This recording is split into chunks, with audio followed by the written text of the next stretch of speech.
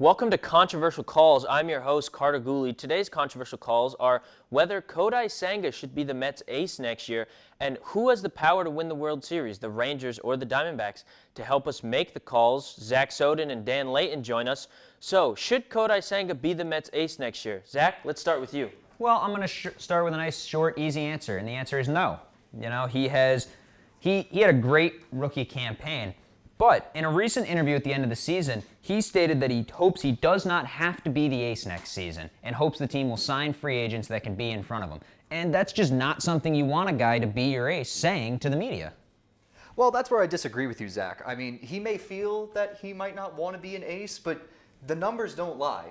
Next year, he's more than likely going to be the ace of this Mets team next year with a weak starting pitcher free agent class.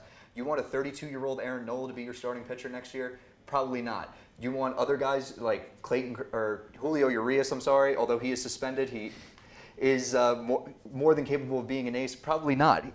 I think that he had a fantastic end to the season from July on. He's shown bursts of success throughout the year, and part of that was his ghost fork.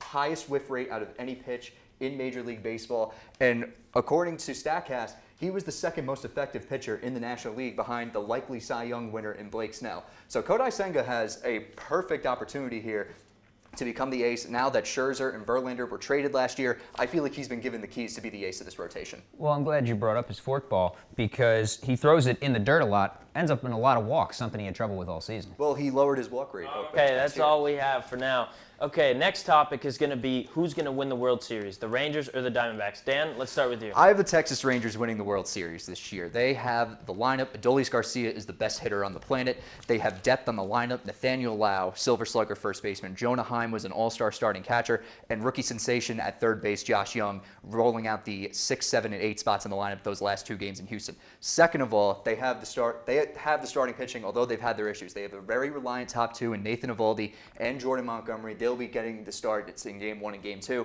And finally, this team is resilient. They lost 8 straight games at the end of August. They were able to win 9 straight in September. They lost the division on the last day of the regular season. They were up 2-0 at home in the ALCS against Houston. They lost 3 straight, but then went back to Houston to win in 7 games. I think that this team has it all to win. Although they are young, they have the experience, and they've been through it all. Well, I mean, you look at the Arizona Diamondbacks, the team I believe will take home the championship this year. They're also young, and there's minimal postseason experience on that, and they've made it this far. They've battled back. They defeated a red-hot Philadelphia Phillies team.